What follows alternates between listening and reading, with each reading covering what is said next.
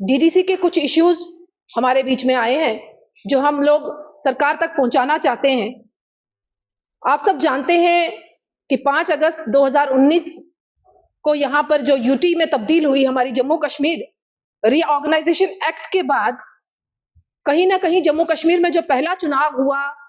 वो डीडीसी का चुनाव हुआ। डीडीसी के चुनाव में मोदी जी का लक्ष्य था कि ग्रामीण क्षेत्र में भी लोगों तक हर सहूलियत पहुंचे, क्योंकि ऑलरेडी यहां पर जम्मू कश्मीर में पंचायती राज एक्ट तो 1989 वर्क कर रहा था, मगर उसके अकॉर्डिंग लोगों को उनके राइट्स नहीं मिल रहे थे। जो सुविधाएं लोगों को मिलनी चाहिए वो नहीं मिल रही थी। इस कारण से 17 अक्टूबर 2020 को केंद्र सरकार में उस अमेंडमेंट कुछ करके मुझे लगता है कि एक अच्छा जो यहां पर एक्ट बनाया वो लागू हो गया। डीडीसी के मेंबर बनने के बाद 280 के करीब हमारे मेंबर्स हैं 20 जिलों में, पूरे जम्मू कश्मीर को मिलाकर। हर जिले में 14 मेंबर हम लोग डीडीसी के बनते हैं। तो कहीं ना कहीं मकसद केंद्र सरकार का था कि जम्मू कश्मीर को कैसे सशक्त किया जाए, जम्मू कश्मीर में कैसे लोकल लेवल पर सरकार अच्छे तरीके से काम कर सके, क्योंकि 3 फेजेस में काम करती है। एक सेंट्रल गवर्नमेंट काम करता है, एक स्टेट गवर्नमेंट काम करता है, और उसके बाद लोकल लेवल पर गवर्नमेंट जो होती है वो कहीं ना कहीं डीडीसी बीडीसी इन लेवल की जो है, कहीं ना कहीं उस लेवल की जो है यहां पर सरकार काम करती है। जो देखने को मिल रहा है, डीडीसी का भी 1 साल मुझे लगता है आने वाले दिसंबर तक डीडीसी का टाइम है। कुछ इश्यूज डीडीसी मेंबर्स के द्वारा हमारे बीच में लाए गए हैं जो उमर सरकार जी बताना चाहेंगे हम उनको कि उमर सरकार वो तो बात कर रहे हैं बिजनेस रूल्स की, वो तो बात कर रहे हैं अपने पावर्स की, वो बात कर रहे हैं कि उनके मंत्रियों को क्या पावर्स दी गई हैं, मगर वो ये चिंता नहीं कर रहे कि जो डीडीसी के मेंबर्स हैं उनके क्या राइट्स हैं। जो एमएलए हैं और जो डीडीसी के मेंबर्स हैं अभी तक समझ नहीं पा रहे कि एमएलए के पास क्या पावर है और डीडीसी के पास क्या पावर्स हैं, जिसके कारण उस जिले में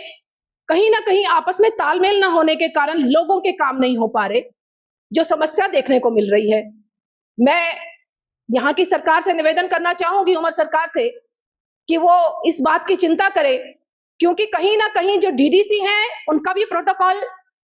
उनके बराबर है, क्योंकि यहाँ पर एमएलए तो अभी बने हैं 3 महीने पहले। उनसे पहले जो हमारे यहाँ पर काम कर रहे थे वो कहीं ना कहीं हमारे डीडीसी के मेंबर्स ही कर रहे थे। इन्होंने बात की कि जो फाइनेंशियल क्राइसिस है, जो फंड्स हैं या बजट है इनका, वो कहीं ना कहीं इतना कम है कि वो लोगों की जो जरूरतें हैं वो पूरी नहीं कर पा रहे। बीडीसी के अकॉर्डिंग शायद 50 लाख के करीब इन्होंने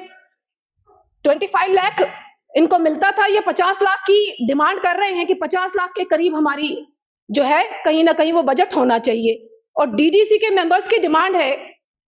वो 2 करोड़ के करीब उनको बजट मिलना चाहिए। क्यों आने वाले दिनों में बजट सेशन भी है, तो मुझे लगता है कि एक डिमांड जो इन्होंने रखी है वो लोगों की फैसिलिटीज के लिए रखी गई है। आप सब समझते हैं कि डीडीसी जो है वो ग्रामीण क्षेत्र को मजबूत करने के लिए है। मोदी जी का जो लक्ष्य है कि जो हमारी पंक्ति है, पंक्ति में आखिरी व्यक्ति को हर सुविधा मिले, उस सुविधा को पहुंचाने के लिए जब तक फाइनेंशियल हमारे पास सपोर्ट नहीं होगा, मुझे लगता है हम उनको सुविधा नहीं पहुंचा सकते। हमारी भारत में ही महाराष्ट्र में ऐसे प्रावधान है कि वहां पर जो मेंबर्स हैं उनके पास फाइनेंशियल क्राइसिस की कोई